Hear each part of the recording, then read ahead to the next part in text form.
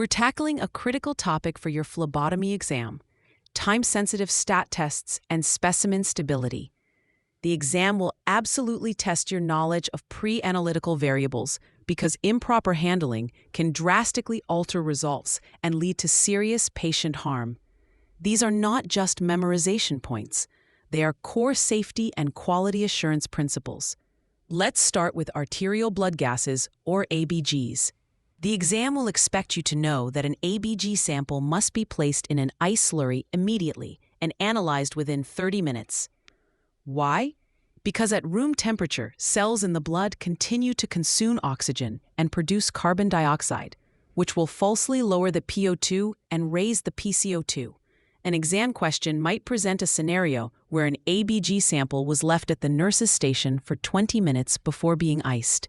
The correct action is to request a redraw as the sample's integrity is compromised. Next are lactate and ammonia, two notoriously unstable analytes. For the exam, you must associate both of these tests with immediate chilling on ice. The stability window is extremely short, often requiring analysis within 15 minutes of collection. At room temperature, glycolysis in red blood cells will continue, causing a false increase in lactate levels. Similarly, ammonia levels can rise rapidly in an unchilled sample. A classic exam trap would be a question asking, which of the following stat tests must be placed on ice? If you see lactate or ammonia in the options, they are very likely the correct answer. Now for a crucial point of confusion the exam loves to exploit: potassium.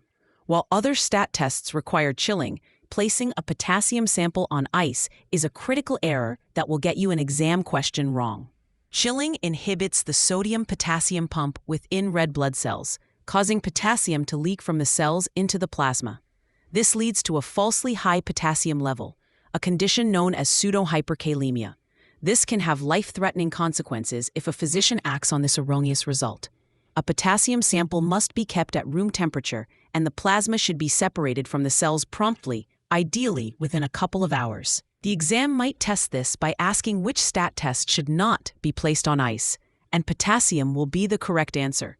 Finally, let's discuss glucose.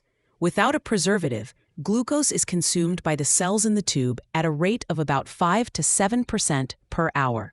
This process is called glycolysis.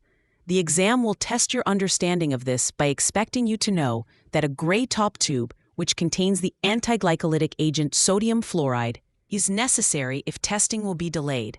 A scenario might describe a glucose test drawn in a serum separator tube, or SST, that sat for 2 hours before centrifugation. The result would be falsely low, potentially masking a hyperglycemic condition in a patient. The key takeaway is that for accurate glucose results, you must either separate the serum or plasma from the cells within 30 minutes or use a gray top tube. To remember which common stat tests go on ice, use this simple phrase: ALA on ice.